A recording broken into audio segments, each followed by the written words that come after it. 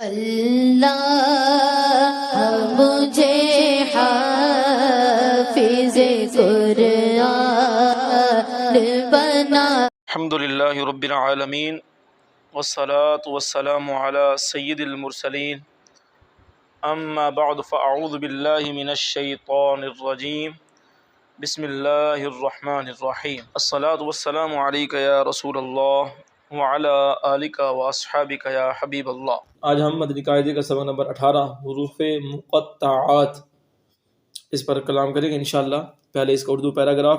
حروف مقطعات قرآن پاک کی بعض صورتوں کے شروع میں آتے ہیں۔ ان حروف کو مفرد حروف کی طرح الگ الگ اس طرح پڑھیں کہ مدات کی مقدار پوری ادا ہو، نیز اخفاء و ادغام آنے کی صورت میں غنہ بھی کریں۔ تو اس لائن کا کیا مطلب ہے وہ بھی آپ کو سمجھاتے ہیں۔ الف لام میم اللہ، اس کو پڑھنے کے دو طریقے ہیں۔ وصف یعنی ملا کر پڑھیں گے تو پھر پڑھیں گے الف لام میم اللہ۔ اگر وقف کریں گے تو پھر پڑھیں گے الف لام میم اللہ۔ یعنی اگر ملا کر پڑھیں گے وصل کی صورت میں تو پھر میم پر مد نہیں کریں گے، بلکہ میم کا جو ہے اس کو آگے لفظ اللہ کے ساتھ ملا دیں گے۔ اگر وقف کریں گے تو پھر لام پر بھی مد کریں گے اور میم پر بھی مد کریں گے اور پھر اللہ یہ جو ہے علیحدہ پڑھیں گے۔ صاد، قاف، نون،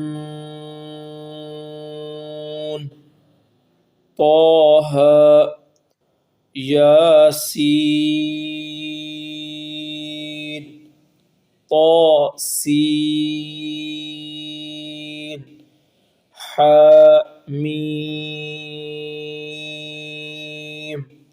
الف لام را۔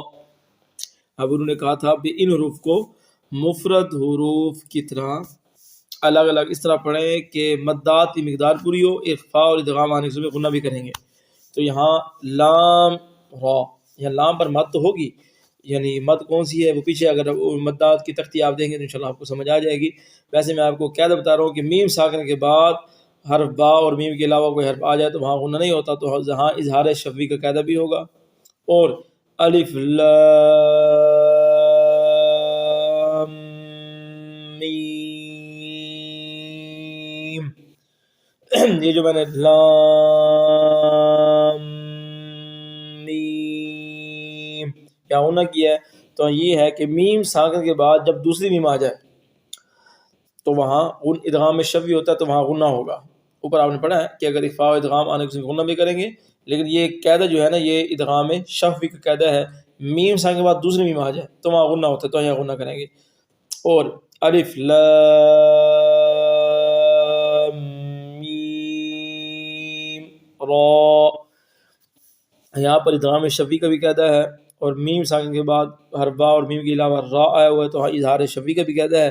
لام پر بھی مد ہے، میم پر بھی مد ہے، وہ کون سی ہے وہ آپ خود جو ہے سبق نمبر 17 کو اگر سمجھیں گے تو انشاءاللہ آپ کو صحیح طریقے سے سمجھ آ جائے گا کہ حروف مدہ کے بعد سکون اصلی ہو تو کون سی مد ہوتی ہے۔ حامیم، عین، سین، قاف۔ اب عین، یہ جو غنہ ہو رہا ہے یہ اس لیے ہو رہا ہے کہ اوپر آپ نے لائن میں پڑھا ہے نا کہ اخفاء اور ادغام آنے سے غنہ کریں گے، تو یہاں عین، سین، یہ جو غنہ کر رہے ہیں نا یہ نون ساکن کے بعد حروف اخفاء میں سے سین آیا ہوا ہے، یہاں اخفاء کا قاعدہ ہوگا۔ اخفاء کسے کہتے ہیں اس کی پوری تفصیل کیا ہے وہ آپ سبق نمبر 12 میں نون ساکن اور تنوین کے جو 4 قاعدے اس میں اظہار اخفاء، وہ اخفاء میں جائیں گے تو آپ کو اس کی تعریف پوری دیکھیں گے پھر آپ کو سمجھ آ جائے گا۔ تو یہاں اخفاء کا قاعدہ ہو رہا ہے تو اس لیے ہم غنہ کریں گے۔ اور سین،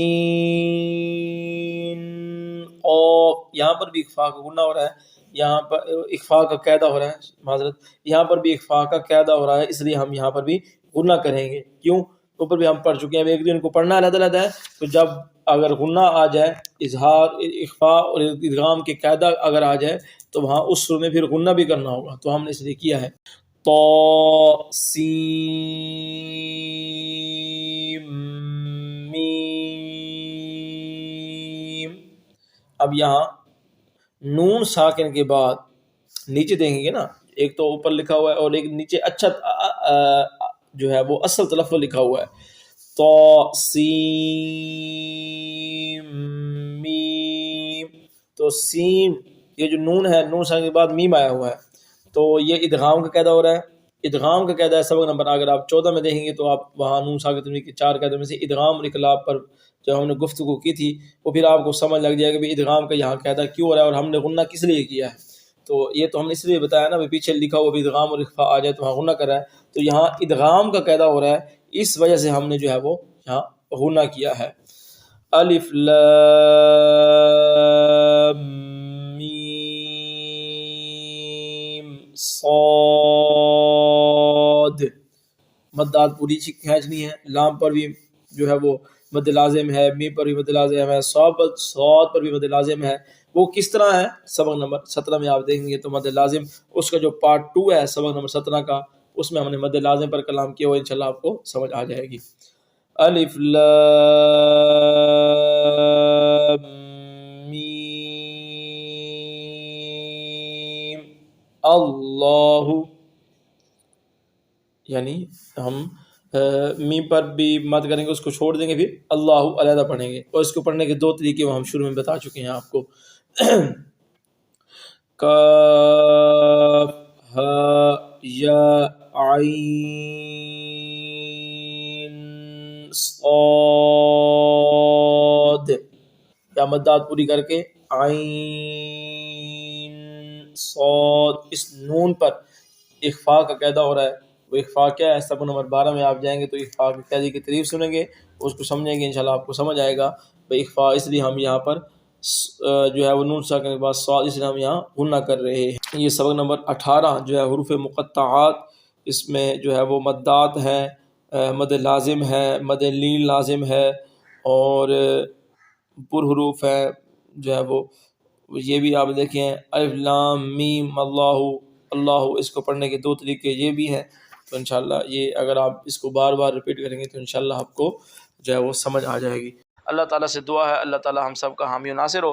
اللہ تعالیٰ ہم سب کو قرآن پاک پڑھنے، سننے، سمجھنے، اس پر عمل کرنے کی توفیق نصیب فرمائے. وآخر دعوانا ان الحمد للہ رب العالمین. اللہ مجھے حافظ قرآن بنا دے. اللہ مجھے حافظ قرآن بنا دے.